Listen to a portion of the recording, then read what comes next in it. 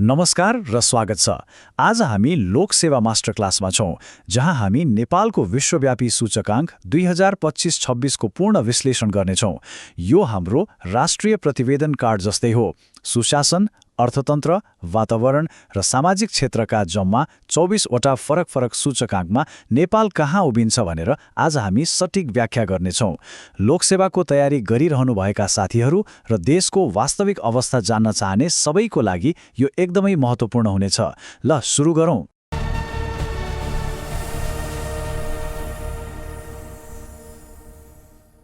अब सिधै विषयवस्तुमा प्रवेश गरौँ है त।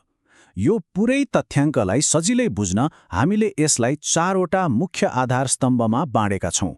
पहिलो, सुशासन र सुरक्षा; दोस्रो, अर्थतन्त्र र विकास; तेस्रो, वातावरण र जलवायु जोखिम; र चौथो, सामाजिक तथा अन्य क्षेत्रहरू। अन्त्यमा हामी परीक्षाको लागि अत्यन्तै उपयोगी हुने समग्र राष्ट्रिय प्रोफाइल र चिट सिट पनि हेर्नेछौं। पहिलो खण्ड, सुशासन र सुरक्षा। यसमा 7 वटा मुख्य सूचकाङ्कहरूको विश्लेषण हुनेछ। हाम्रो प्रशासनिक पारदर्शिता र राष्ट्रिय सुरक्षाको अवस्था कस्तो छ त? आउनुहोस् हेरौँ। यहाँनिर एउटा एकदमै रोचक विरोधाभास देखिन्छ है। एकातिर भ्रष्टाचार अवधारणा सूचकाङ्कमा हामी 109औं स्थानमा छौं, जुन पक्कै पनि राम्रो होइन। तर अचम्मको कुरा के छ भने कानुनी शासन अर्थात् रुल अफ लमा हामी 72औं स्थानमा छौं। र यो किन महत्त्वपूर्ण छ भने यसले सिङ्गै सार्क क्षेत्रमा नेपाललाई पहिलो स्थानमा राख्छ। त्यस्तै शान्ति सूचकाङ्कमा 76औं र आतंकवाद सूचकाङ्कमा 89औं स्थानले हामी तुलनात्मक रूपमा सुरक्षित छौं भन्ने स्पष्ट पार्छ। तर सुरक्षाकै कुरा गर्दा केही गम्भीर विषयहरू पनि छन्, जस्तो कि विश्वव्यापी सङ्गठित अपराध सूचकाङ्कमा हामी 27औं स्थानमा छौं।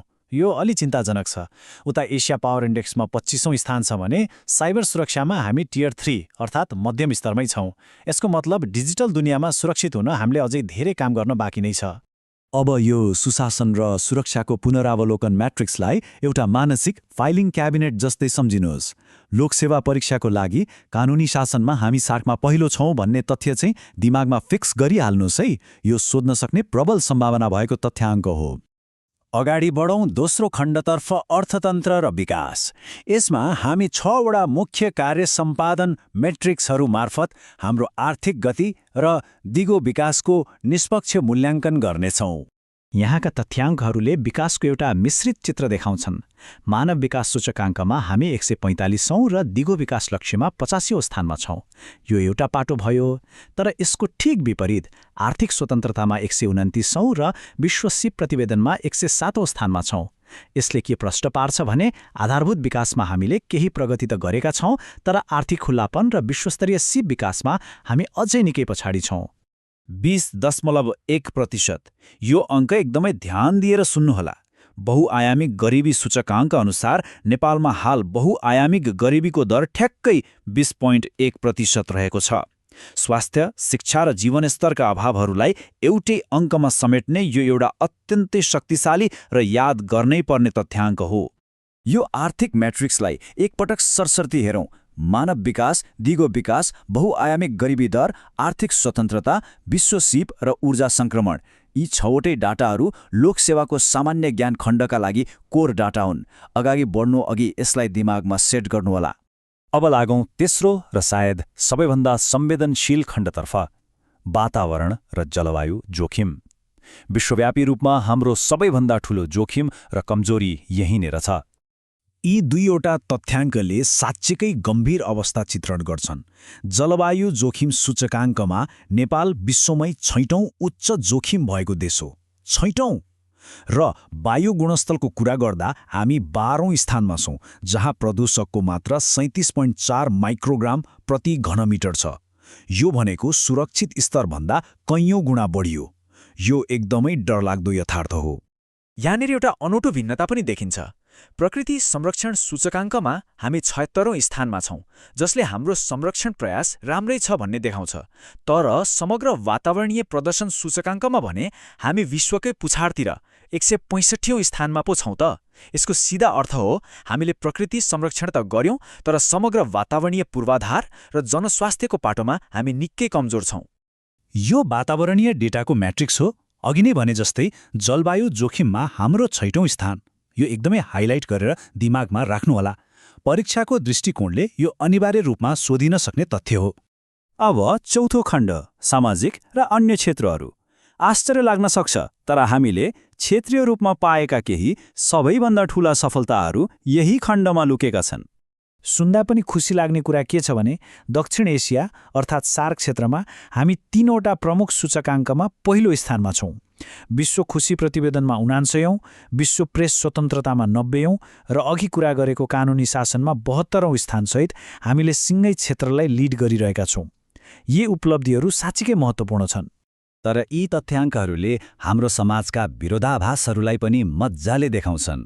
हामी क्षेत्रीय रूपमा सबैभन्दा खुसी छौँ, प्रेस स्वतन्त्रता पनि राम्रो छ, तर विश्व लैङ्गिक अन्तर सूचकाङ्कमा 125औं र हेनले पासपोर्ट पावरमा 96औं स्थानमा छौँ। यसले अझै पनि समानता र हाम्रो पासपोर्टको पहुँचमा धेरै काम गर्न बाँकी छ भन्ने यथार्थ झल्काउँछ। यस खण्डका अन्तिम 2 मेट्रिक्स हेरौँ।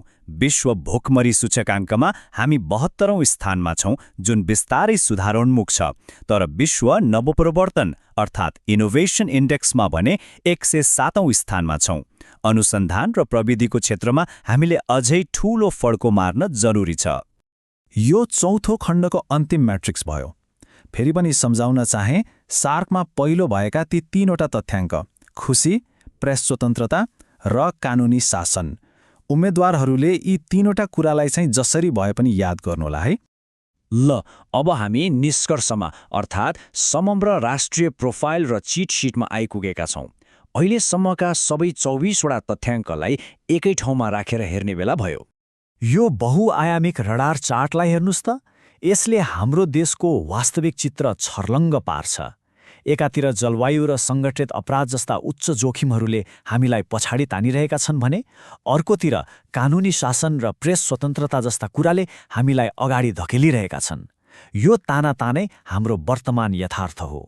र यो हो अन्तिम चिट सिट, आजको यो पुरै मास्टर क्लासको सबैभन्दा महत्त्वपूर्ण जानकारी। शीर्ष 50 भित्र परेका स्थानहरू, सार्कमा पहिलो भएका ती 3वटा सूचकाङ्कहरू, जलवायु जोखिमको 6औं स्थान र बहुआयामी गरिबीको 20.1%। यी डाटाहरू आगामी लोकसेवा परीक्षाका लागि एकदमै कोर डाटा हुन्। यसलाई कण्ठस्थ गरिहाल्नुहोला। यी सबै तथ्याङ्क र प्रमाणहरू हेरिसकेपछि अब एउटा गम्भीर प्रश्न उब्जिन्छ। समग्रमा भविष्यमा नेपालको यी विश्वव्यापी सूचकाङ्कहरूलाई कसरी सुधार्न सकिएला त?